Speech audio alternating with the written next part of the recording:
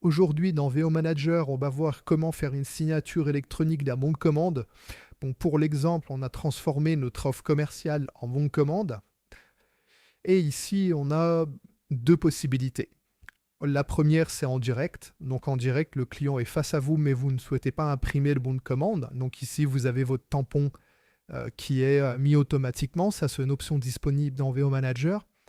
Et la signature du client va être rajoutée directement ici quand on va faire signer. Donc on fait signer le client ici et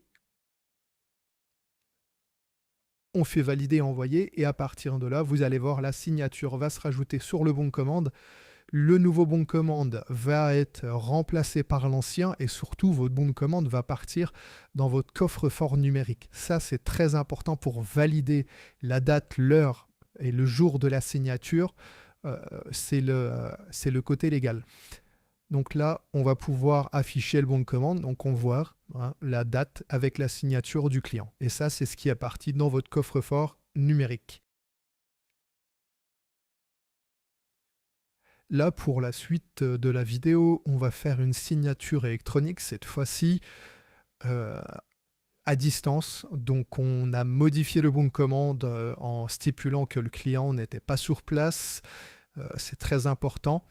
Donc là, on va sélectionner à distance.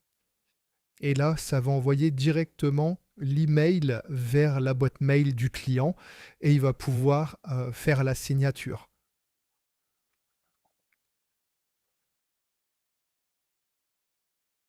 Donc là, voilà le genre de mail que le client reçoit. Donc il a juste à cliquer sur signer document.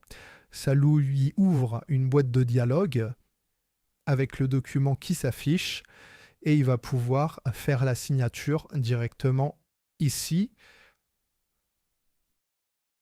Il va falloir cocher signer le document et là, le document va venir, encore une fois, remplacer le premier bon de commande et celui-ci va aussi s'archiver directement dans votre coffre-fort numérique. Le client va recevoir son exemplaire. Vous allez recevoir votre exemplaire.